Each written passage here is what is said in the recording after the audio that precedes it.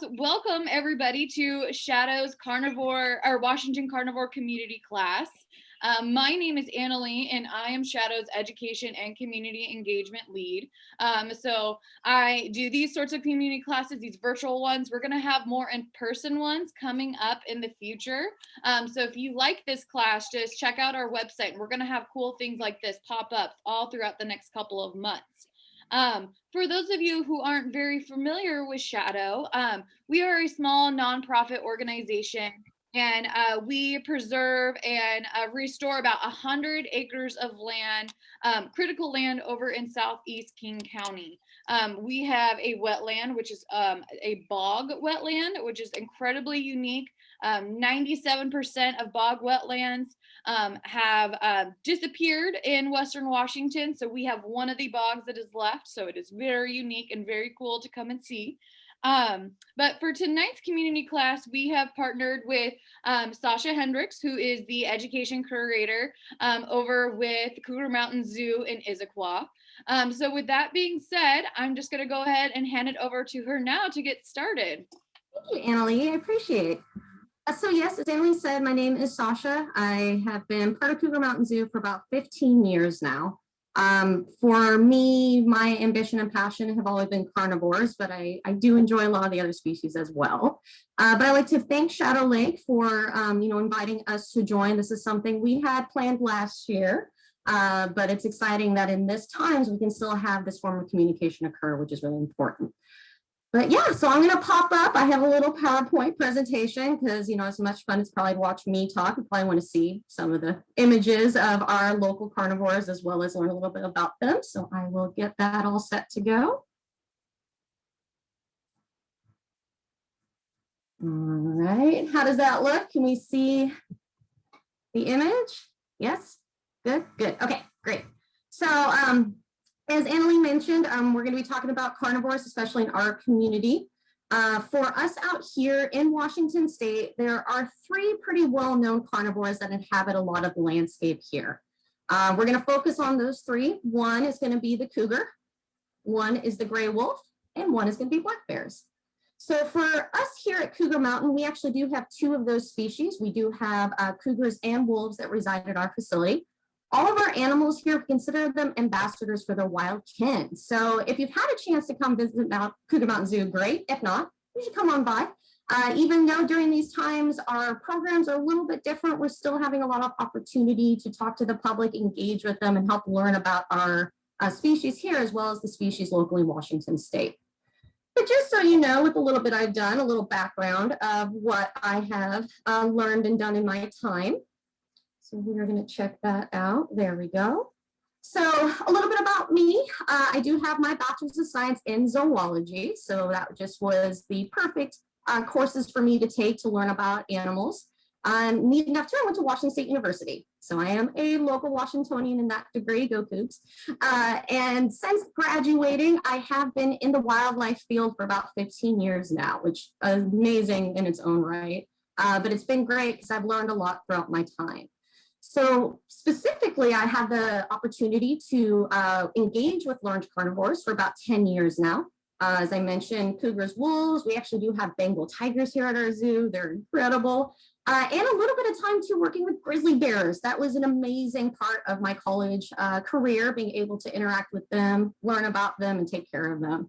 So those were the two areas I've been able to learn and study and do hands-on work with those large carnivores.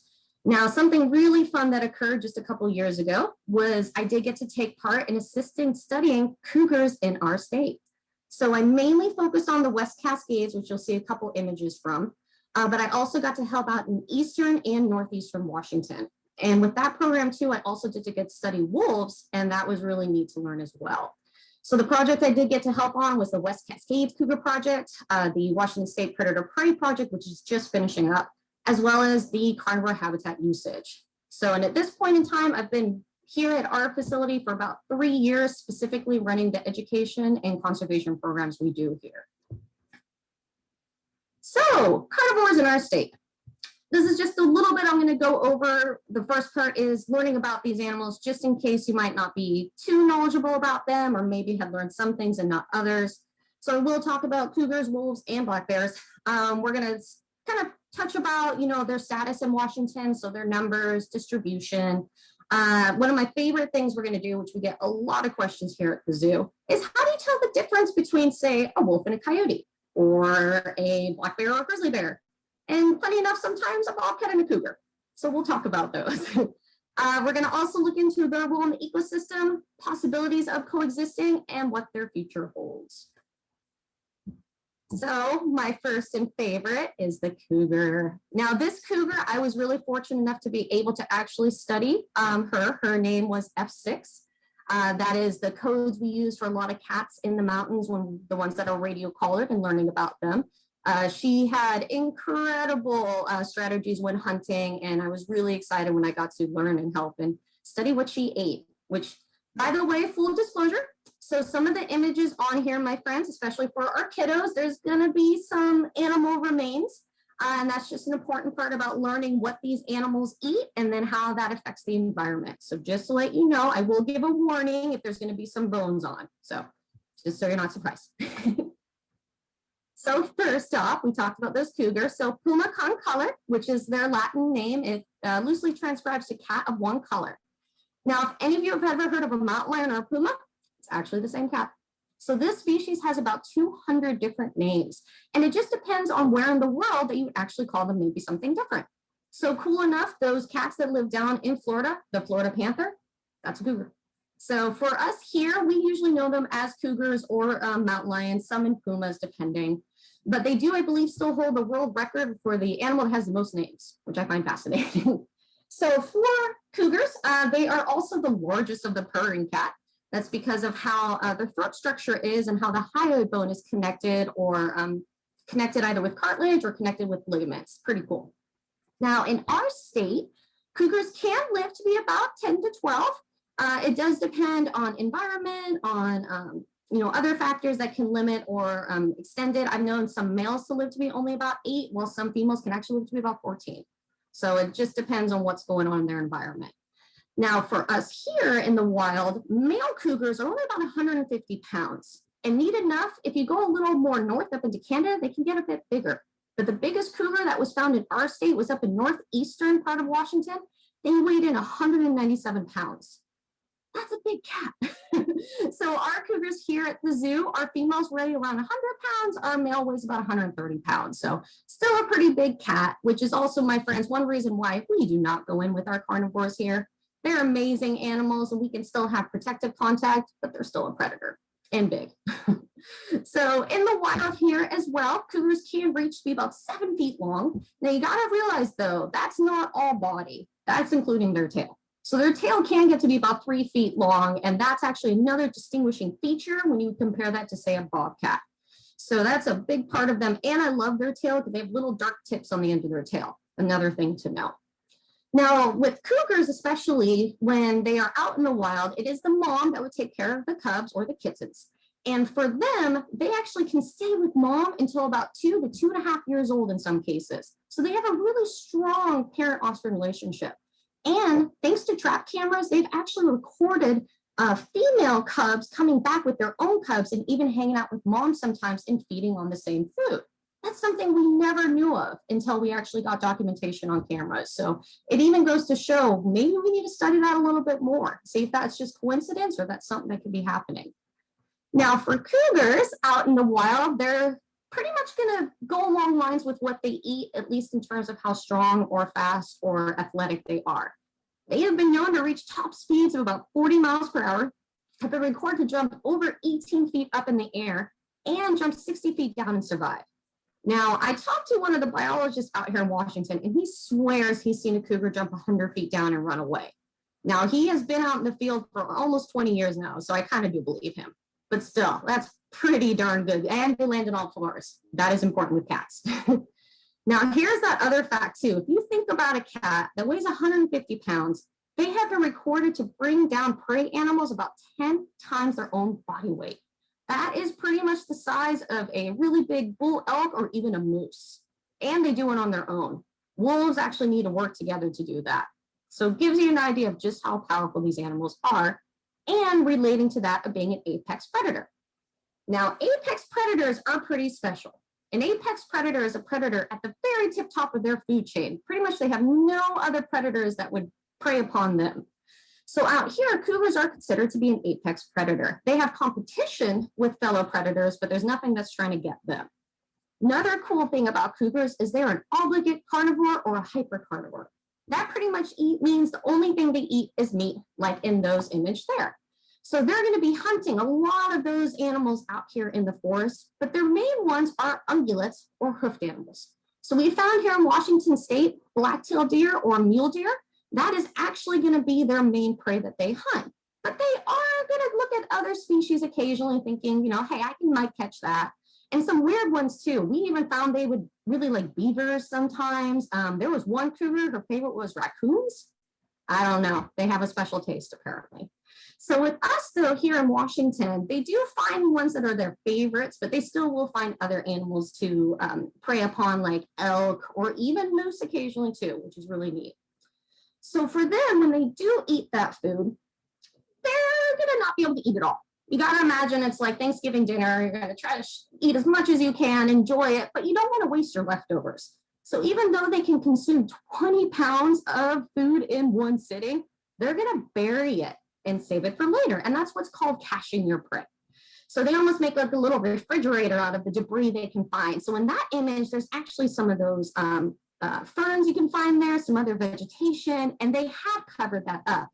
But here's that neat part, and we're going to talk about that competition again with carnivores later, is that that area was disturbed by black bears.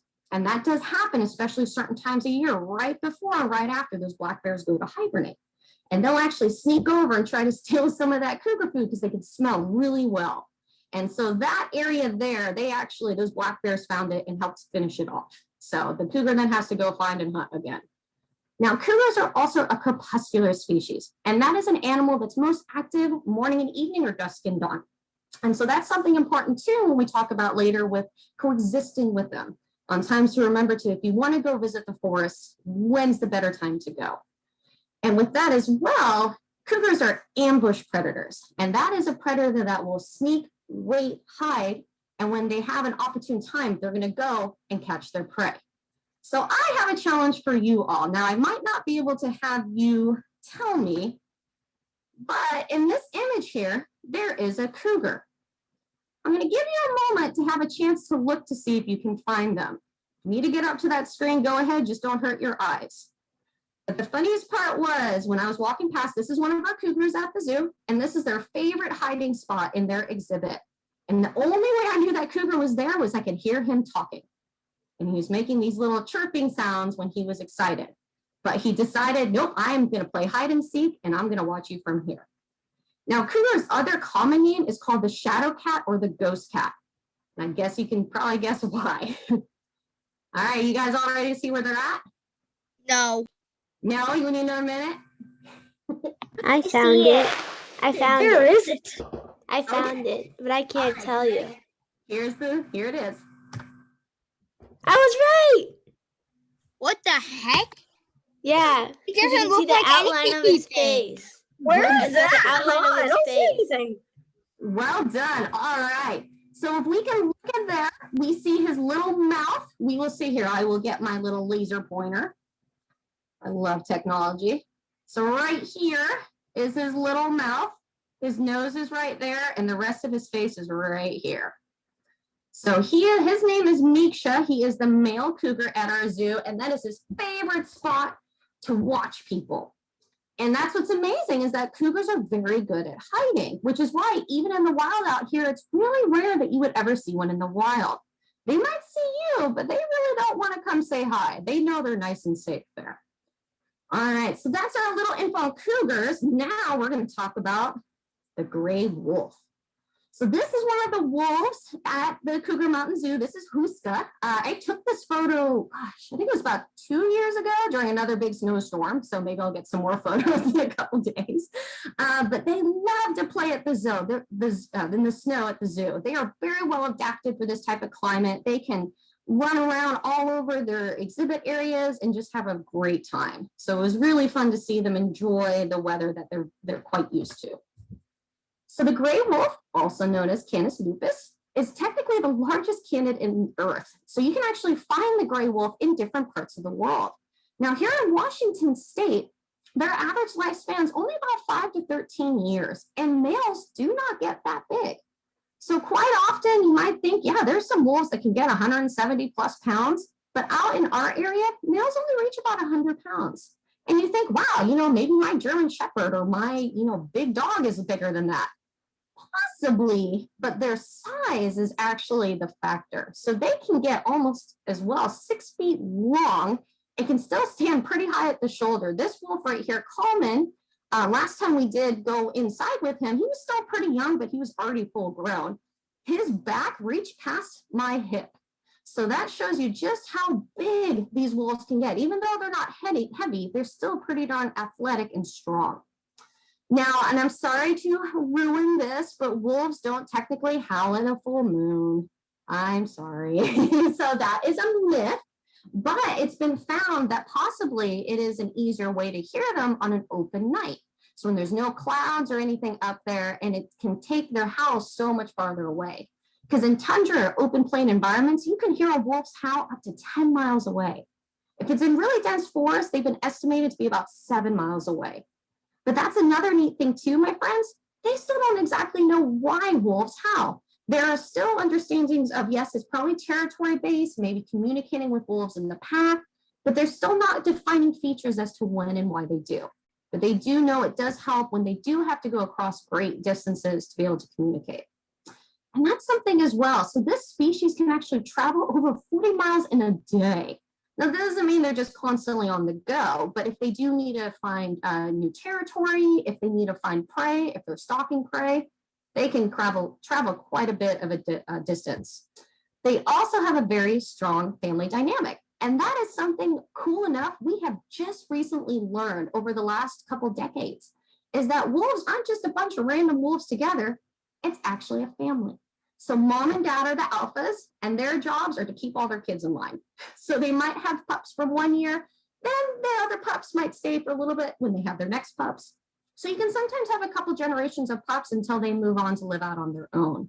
But it really is just mom and dad making sure that everyone's taken care of in the pack, and then their offspring from the pack will help out throughout the year. So awesome social dynamic that is still being discovered even today.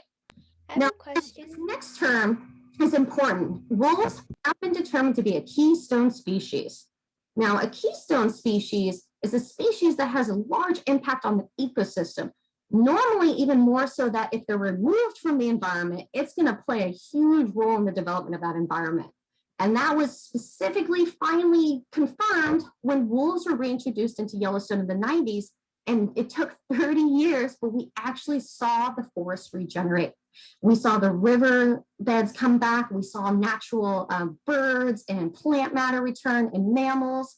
And that is because, just like cougars in a way, they actually help to regulate those prey animals. So for them, again, with wolves, their main prey is going to be deer, elk in most regions, and even moose. And they will then have to make sure, hey, we need enough food to feed our family. And so when they did hunt, they found that then lowered those animals out there, because those animals, like the animals that are herbivores, so those are those ungulates, that means they eat vegetation. Those ungulates were eating too much vegetation, and that was causing a big issue with the plant life out there. So wolves have been a vital part in reestablishing a lot of that environment and maintaining the ecosystem where they live. Now, what I also find amazing is, so that image is also of Coleman. He is eating a big bone at that point. They have been recorded to have a bite force of 406 pounds of force. That is enough for them to be able to bite through a moose femur and crunch through it. And the femur is the biggest bone in our leg. So you got to imagine on a moose, that's going to be massive. Wolves have also been found to be opportunistic feeders, and you're going to see that a lot amongst carnivores, meaning that they might like something specifically, but they're going to probably nibble on other things, especially during certain times of year or if other things aren't around. So they will also eat other smaller animals, and they have been found to eat a little bit of vegetation here or there when prey is scarce. Just like cougars, cool enough, they can consume about 20 pounds in one sitting.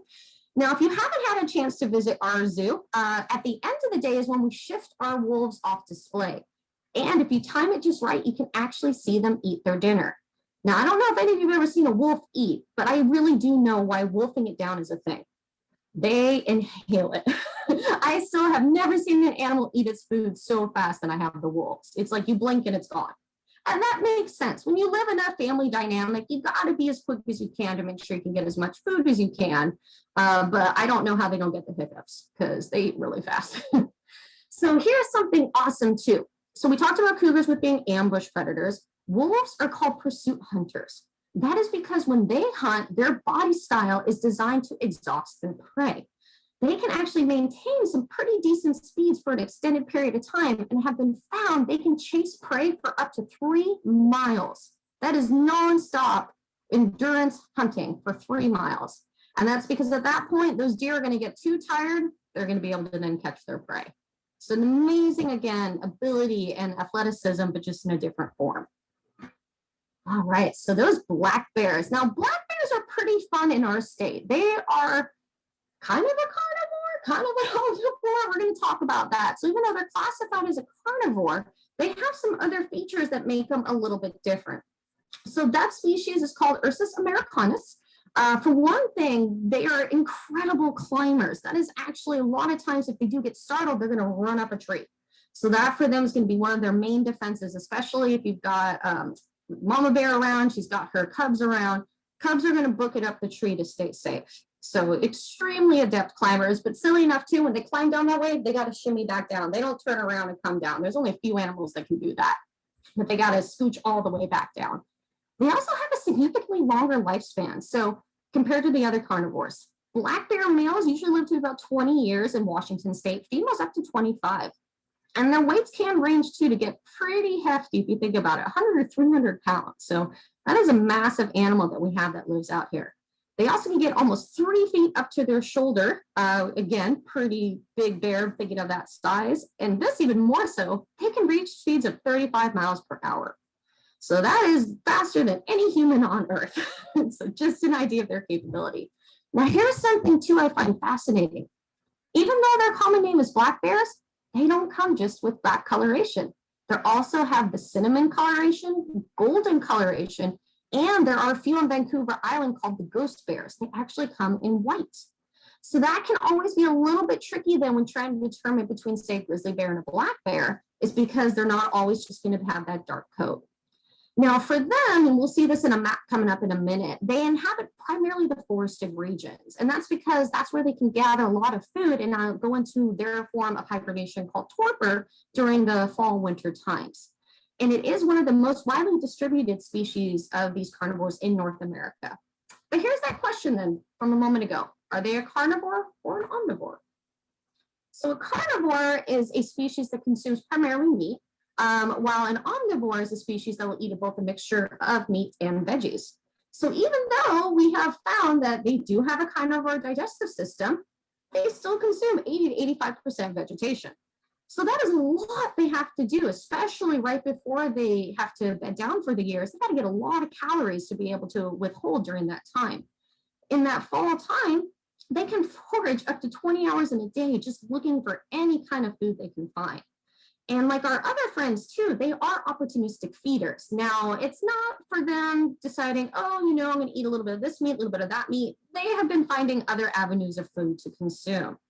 And they can smell that food over a mile away. So with that scavenger base that they do, that's usually when the cougar food can get picked over from the black bears. And most of the time, the cougars are going to be like, you know what, you're not worth the trouble. I'm going to move on. So black bears will typically win if there is food that the cougars had hunted. Black bears will usually steal it. Because they do, like as I said, eat vegetation. They also love to eat salmon. So that is why sometimes on some of the rivers and streams during the fall, even down in Issaquah, black bears will be a lot more noticeable because that's when the salmon are done spawning. They've done their job. They usually then are in the rivers when they passed away, and the bears decide, hey, I'm not going to waste that, and they're going to eat it. And sadly, the other thing they also been eating is trash. So we're going to talk about that at the end, about that coexistence and kind of what we can do to maybe minimize that and have them be a little more wild again. But before we do that, I want us to take a peek just so you guys have an idea of where you can find these animals in Washington state. So for the cougars, Here is their distribution map. This is actually from Washington Department of Fish and Wildlife. And that green area is where the rough ideas of understanding where cougars inhabit. The yellow is kind of that intermittent depending on time of year, and the white is very scarce.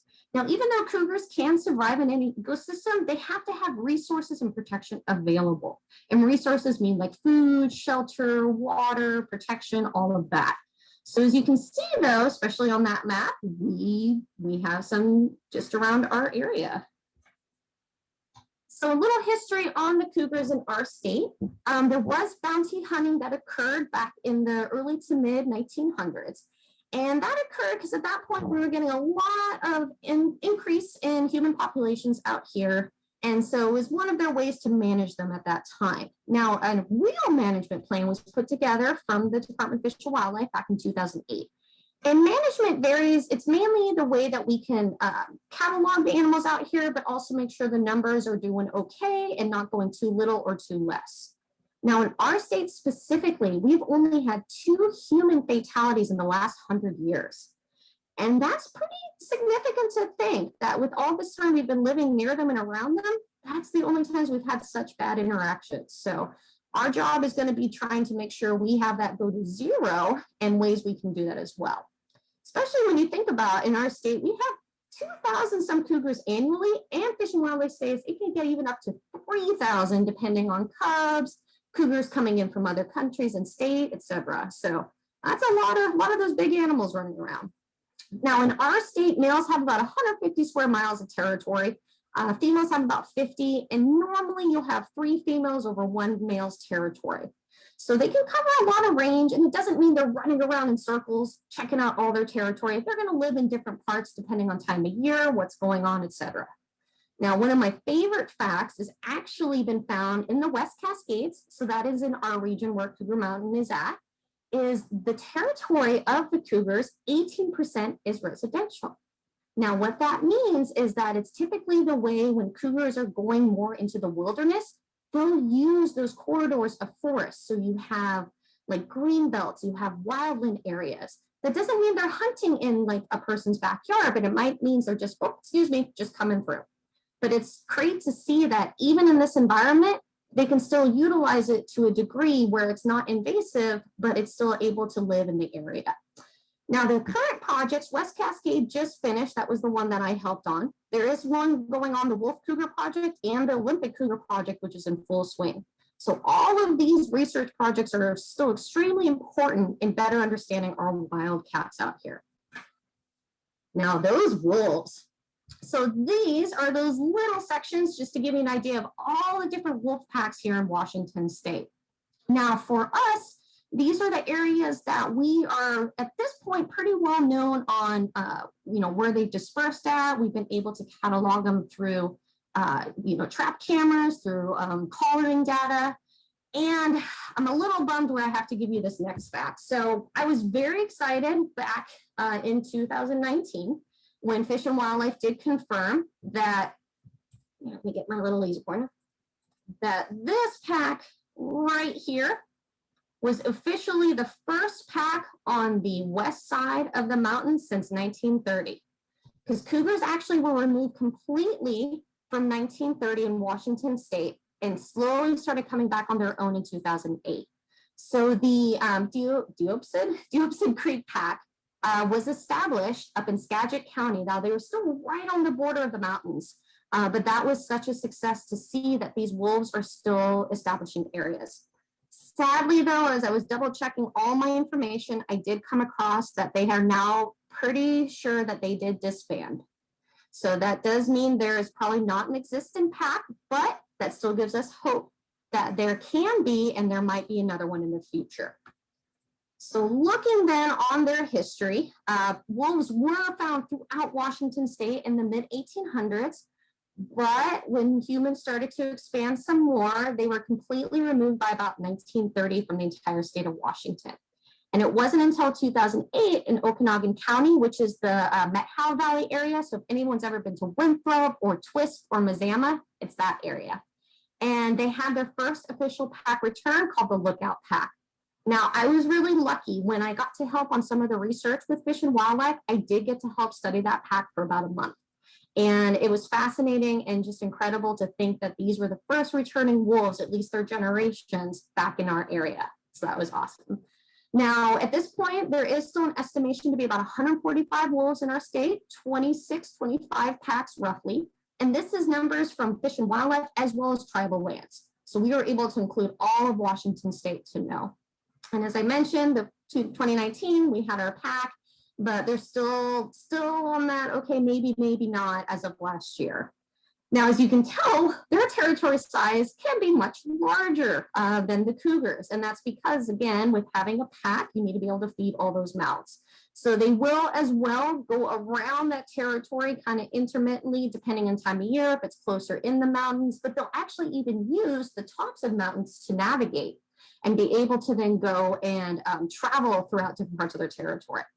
Now, the Wolf Cougar Project is that one still occurring, and there's also been a wolf livestock conflict research going on. And those are some of those bigger points we're going to talk about at the end, about the importance of coexisting together and how we can do that. Now, let's look at those black bears real quick. So for them, black bears actually have a very similar distribution like those cougars. As mentioned before, they are a lot more interested in like a woodland-based environment. So they're going to be sticking up in those areas where there's a lot more trees and vegetation, especially areas to hibernate. But they're quite prolific throughout Washington state. So for them, like a lot of animals, their numbers have declined, but they do have a bit more than the cougars or the wolves. They have about 25,000 numbers here in Washington state. So their territory is only about 60 square miles, and that's because they can still find a lot of varying resources. They don't have to go hunting. And if they do hunt, it's usually after smaller animals or younger animals as well. Now, the bigger issue we've been having is urban areas. So that's like in towns and outskirts of cities and some farming areas. And that's because they can get a little too curious about what's going on, and they have learned that garbage is delicious. And that's been our biggest thing, is trying to teach them it is not. You have other things to enjoy. Please enjoy those. But that's going to be up to us to try to show them how to do that. So for us at this point, they are still trying to do more black bear population studies and learning how to coexist with them. So let's look now, though. We'll do a little quick blurb on what is the difference. So for us here at the zoo, we do occasionally get questions on, well, how can you tell the difference between a cougar or a bobcat? How can you tell the difference between a wolf and coyote? So cougars and bobcats, pretty easy if they're adults. So I know, especially those who probably have beautiful forests in your backyard, you might have even seen a bobcat scamper through it, maybe even a cougar. Funny enough, it was about a year ago, my mom and my parents actually do live here in Issaquah in the Sammamish area, and they have a green belt. I was very lucky as a kid to be able to watch animals back there, but I got a call, and she called and she's like, hey, Sasha. I go, hi, Mom.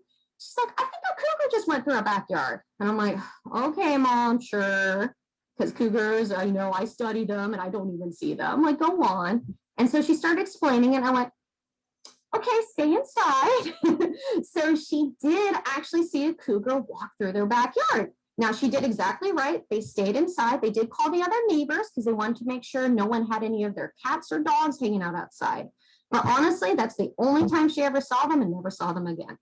So you're going to have a higher chance of seeing those little bobcats stroll through. And again, if you do see any of the wildlife, leave them be. They're there just walking through. Just make sure, because they sometimes might think little furry animals like dogs or cats might be interesting. So just make sure to have those tucked inside during that time. Otherwise, they really have little interest in us. Now, again, some might confuse, say, a bobcat for a cougar. Because if you look at this little one here, this is Tika. Tika was actually a baby cub here. She's still here, but this is her baby photo.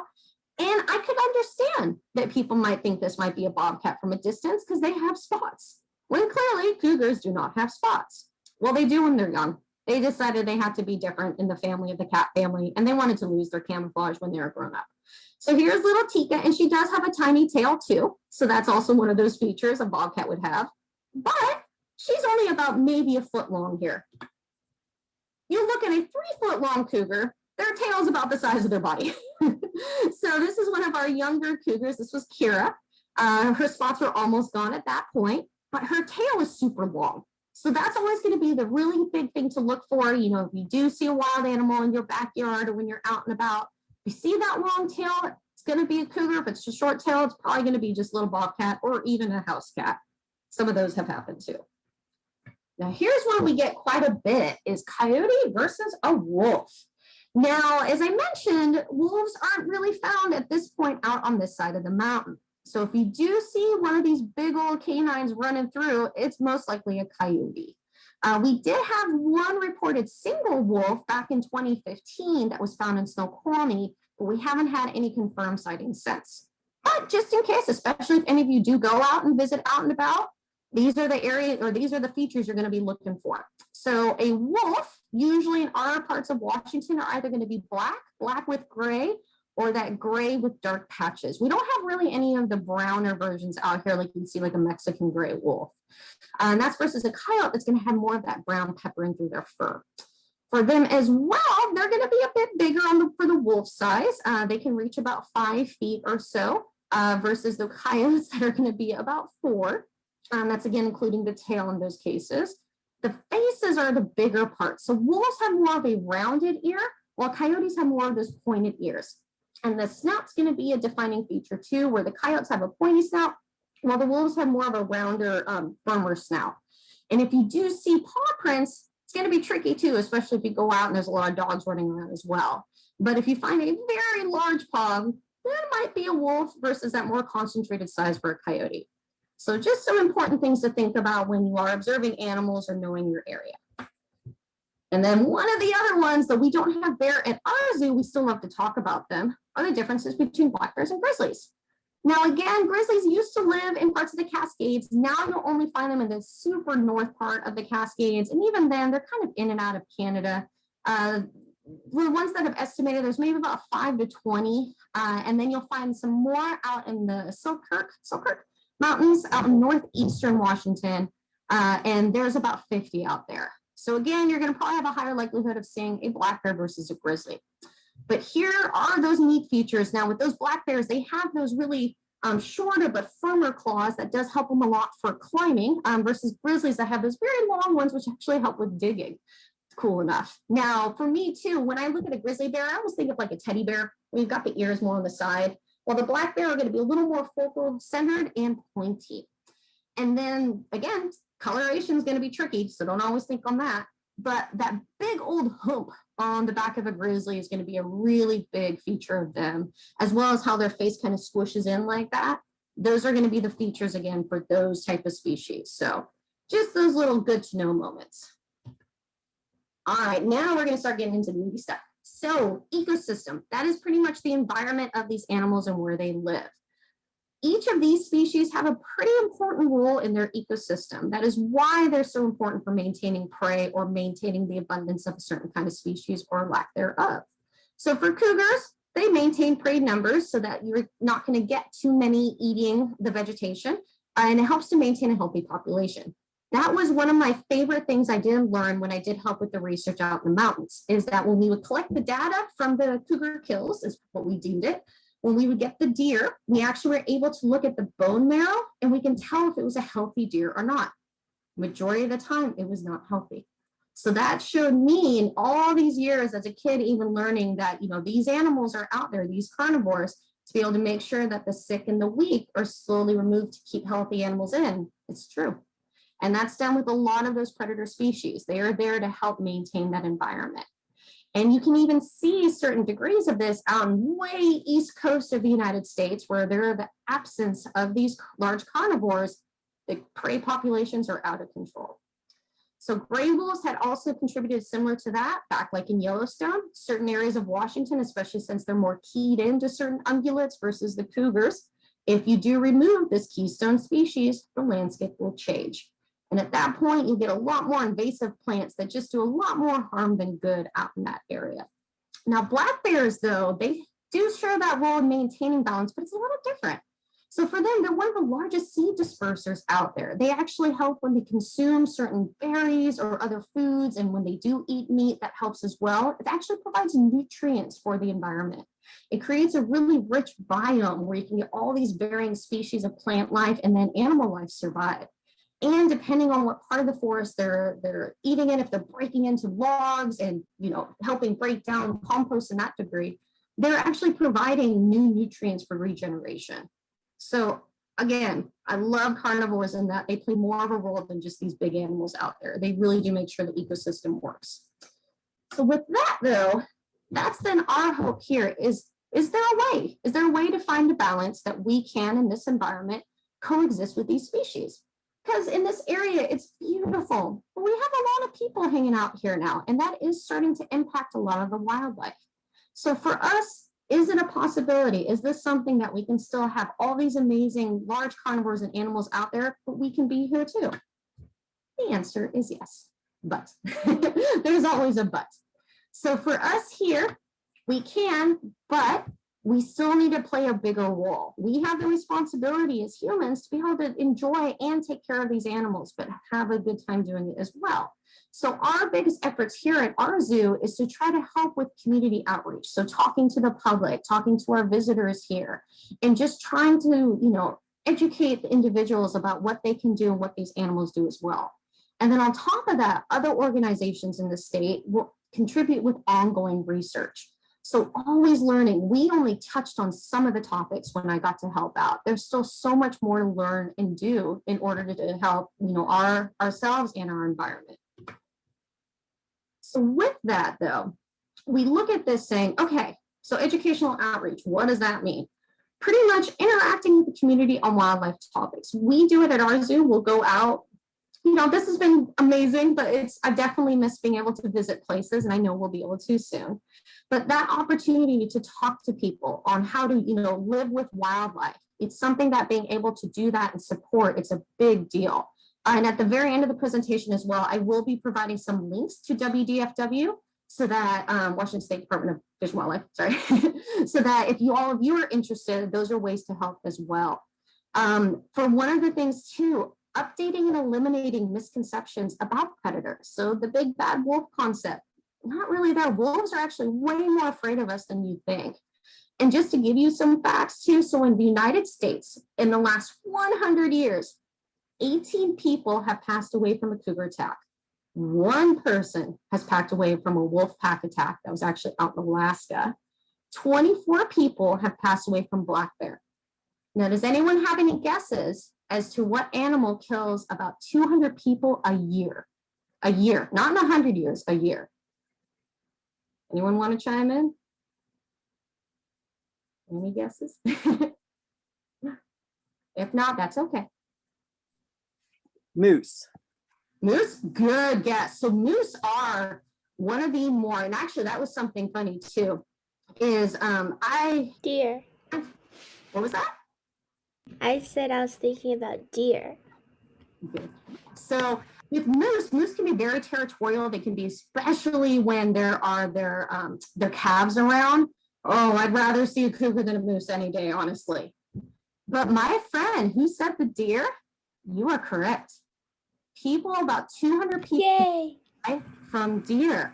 Now, a higher percentage is from auto accidents, but that is because those are regions where there are actually less predators around, and so they're not able to mitigate the populations. It's millions of dollars worth of financial damage with that, and sadly, a lot of people are severely injured. You also do get hunting accidents as well as during rut.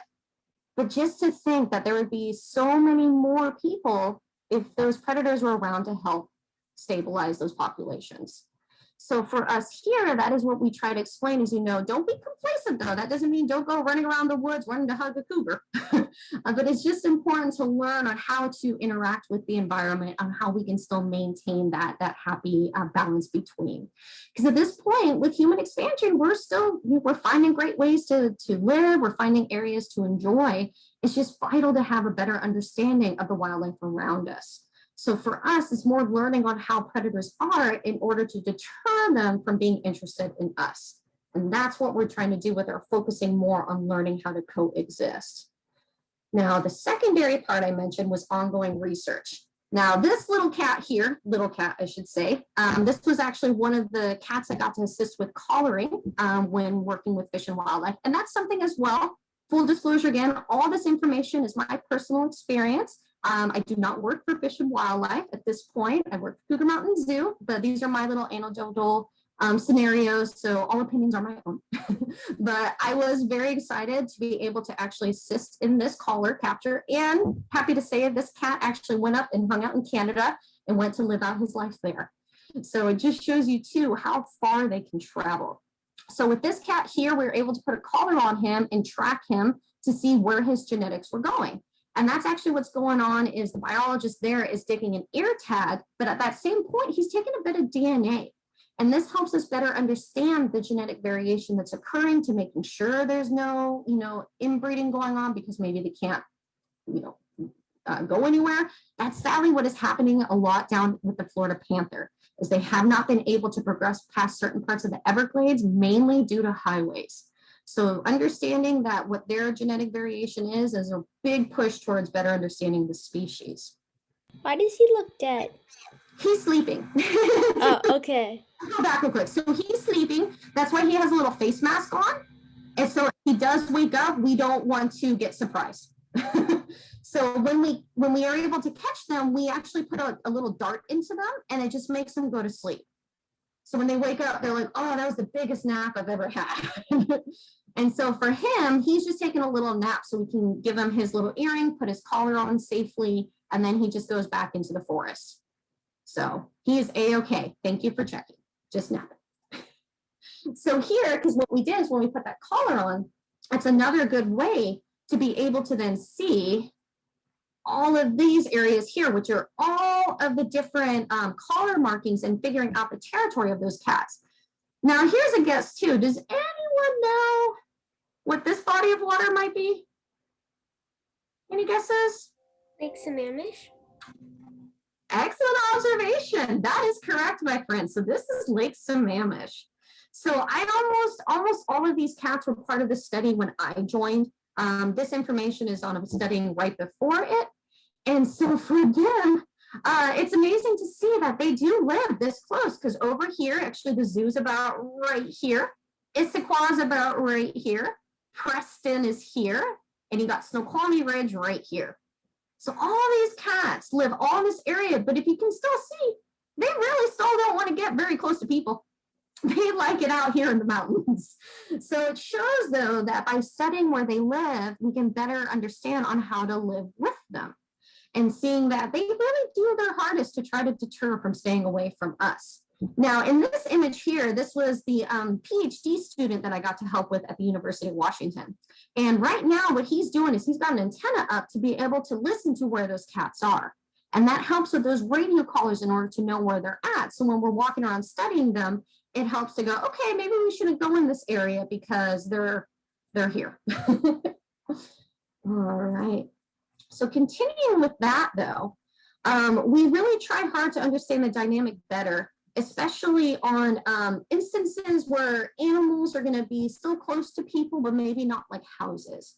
So this is a wolf paw print that I found out in Eastern Washington when I was helping on a wolf trap line. And what that is that that's the safest way we can be able to get a wolf to put a collar on them.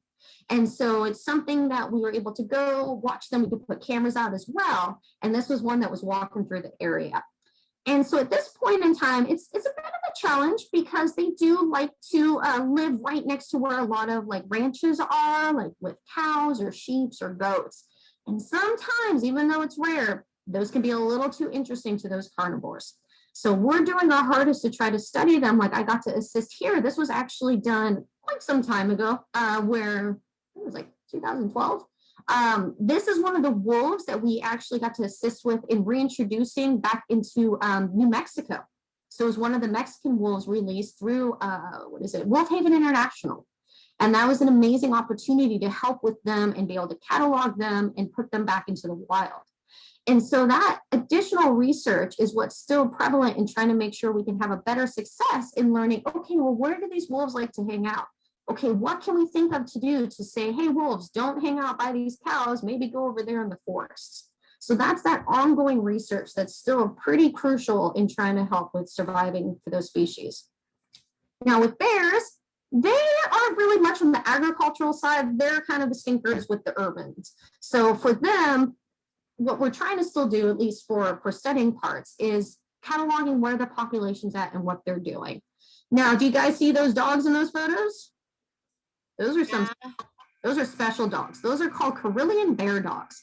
And it's still a pretty new program. I don't believe it's more than 10 years old at this point. And those dogs are specially trained to be able to deter or keep bears away. And they've done that so that the bears aren't going to engage with the the dogs aren't going to engage with the bears. So they're not going to go head to head, but they're pretty much going to bark at those bears saying, you don't want to come back here, you need to go.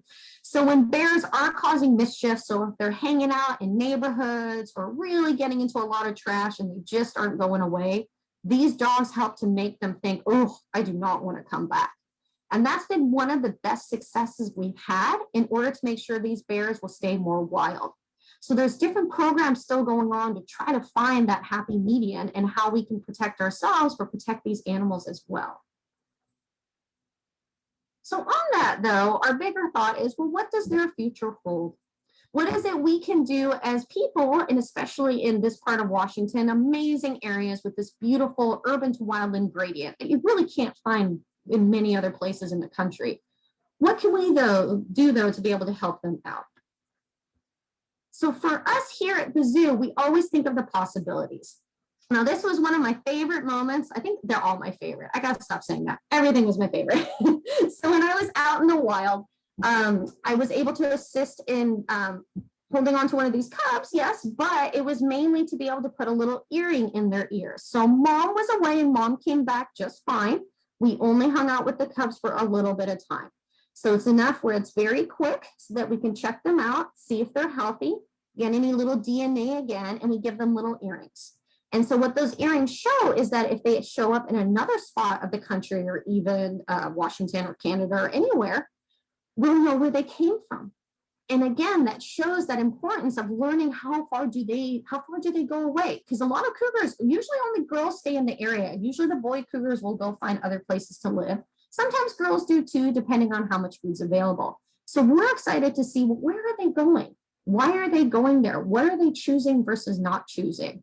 And giving him, this little boy here, his earring, that's going to help us out. That's going to show us where he's going to go.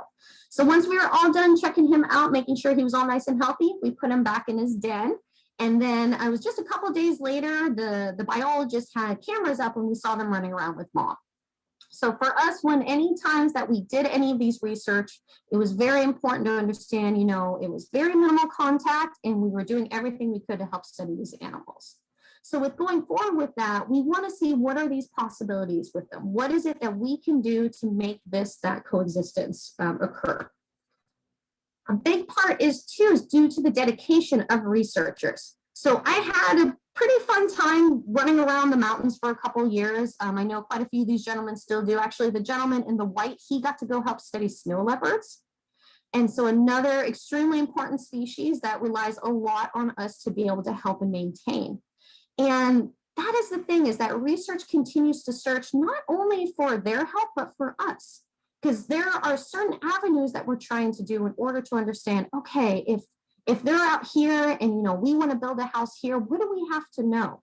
And that's going to help to minimize any type of conflict. And there was actually a brand new paper that just came out. A study was done on Vancouver Island out in Canada, and it was called Predicting Human Carnivore Conflict at the Urban Wildland Interface. Now that pretty much meant that they went out, they checked out cougars and bears, and they said, okay, where's these little problems happening? And then they looked around to see what could have caused that. And then the bigger part is, how can we fix it? So that is how we then want to respect and understand these carnivores, to know, hey, they're a really important part of the ecosystem. We know that. We know that they were here before this. We get that. But how can we still have it where we can have them, but we're doing well as well? And so that's where that dedication from a lot of these people and researchers out there, and from individuals at home wanting to help strive for a better place. And that's why that last part is connecting.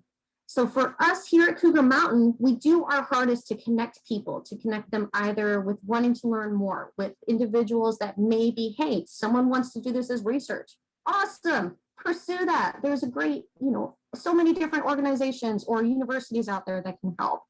But we really are doing our best to connect those who live around the wilderness with understanding what they can do with these carnivores.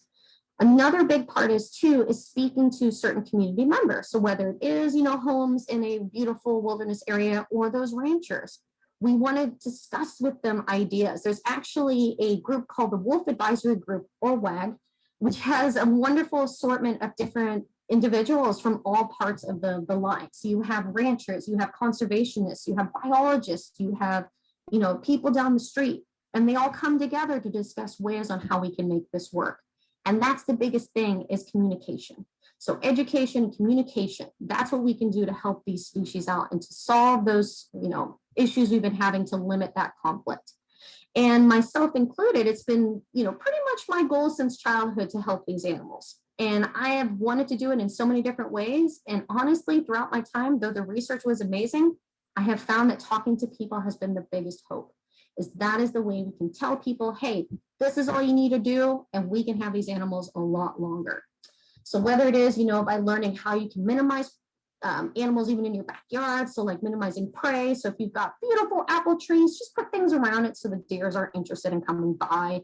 That will help them minimize any carnivores coming through. Big one is with those black bears. We want to make sure to, have either the trash put away during certain times of year or have a bear-proof lock on it. Those again are going to have those bears go, all right, fine, I guess I'll go into the forest since, the fast food's closed. This is just going to be what we can do to try to help and maintain and preserve these species. Because trust me, as I'm getting older, I'm still seeing times where I don't know if the next generation is going to be able to experience it. And I really want to make sure that's not going to happen. So for us, that's the ideal hope of wildlife conservationists, is to do everything we can to help and create a way we can live to maintain this ecosystem and preserve the natural world around us. And that's why personally, education will always be that key factor, in the possibilities of coexistence and beyond. Yes, so my friends, that is pretty much my spiel on carnivores in the state. I do have that resource slide though, if anyone's interested. I believe Annalena was going to give that to you as well, so that if anyone was interested, they could go and reference all those sources. But other than that, I just want to thank you all for letting me, come in and be able to talk in such a way. I'm sorry it's not in person, but it's been wonderful. I actually know there's some people viewing from Canada right now and other parts of the state. So it's been great to be able to share my information, my knowledge with all of you, and hopefully, inspire you to want to do more as well. That little wolf is so cute. Yeah, so that was Huska. So that's the other thing, my friends. What I'm doing here, this is all captive. These are animals that I've known since they were young. As I mentioned before, I don't go in with the carnivores now. We stopped that when they were large. So we do want to say, if you do see a wolf, do not go snuggle it. You're not going to have the same experience. So especially like this one right here. He was only about 8 months old here. So just to show you how large a wolf is, even at that age, they grew up too fast. Wonderful. Well, thank you all for having me. But yes, I really appreciate you supporting, educational outreaches and conservation. And I am available for any questions you might have on carnivore in the state. Thank you. Thank you guys. Thanks for joining. I just wanted to say thank you so much for that wonderful presentation.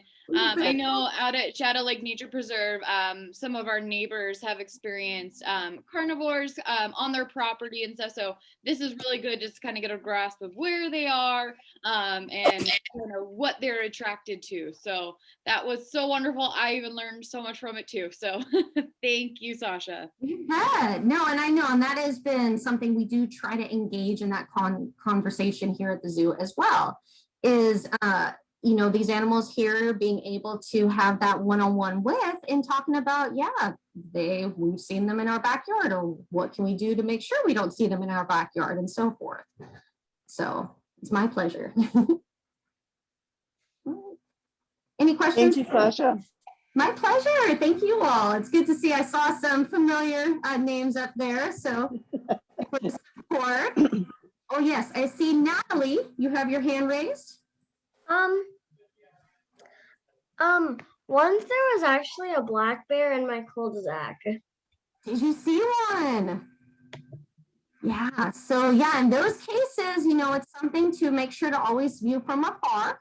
You don't want to ever go say hi to them because they can get sometimes a little scared, but they do wander through occasionally. So that's why it's so neat to be in this area and, you know, see them roaming around. Excellent. Okay. Oh, sorry, what were you gonna say? Oh, I was just gonna say, so that is the end of this community class. So thank you again for all joining us this evening.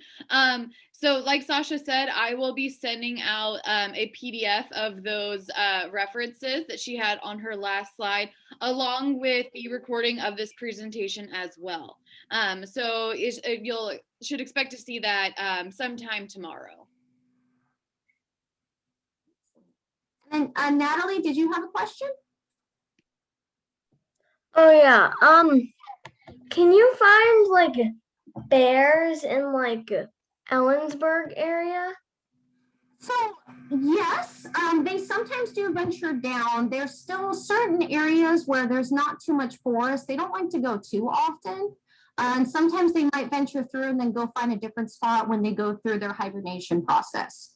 But it just varies at that point when you might see them seasonally. But they do venture occasionally, but not as often as say like in more of the really forested regions. So a little further up in the mountains, you can find them.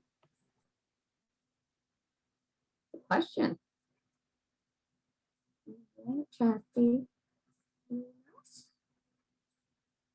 No, that's fine. As I go through all my slides, you can tell. So thank you all so much too, because this is my first Zoom presentation with a PowerPoint. So Annalie was very kind to go over with me yesterday because there was a lot of learning curve at first. I'm like, where am I looking? What's happening? But thank you for bearing with me on that. So hopefully that made sense going through. And yeah, I also have, I'll put up that other one again, that slide. I said that we'll put this out, but if any of you have any further questions down the line or want to know, you know, who to contact if you do see certain wildlife, Fish and Wildlife is usually going to be your main one, but my email address is also on there as well. So if you do have any inquiries, you know, I also like hearing stories as well. I have way too many stories of my times in the forest. One was when my transmitter was going off, I was 50 feet or 50 meters away from the cougar, couldn't see the cougar. So that was fun again to note that whole shadow cat deal. But I always love to hear, you know, stories or, you know, if any of you are interested about studying these animals, please feel free to contact me. I'm always more than happy to provide outlets or individuals or, you know, recommendation for places. So we always need more conservationists in this world, no matter what role you play. All right. Thank you again, everybody, for joining us tonight. So with that being said, I'm going to go ahead and end our meeting. And you have my email with Shadow Lake Nature Preserve as well as Sasha. So feel free to reach out to us if you guys have any other questions about this. All right. Have a great night, everyone. Thanks again, Sasha. Of course. Thank you all so much. You can have a good evening and enjoy the snow.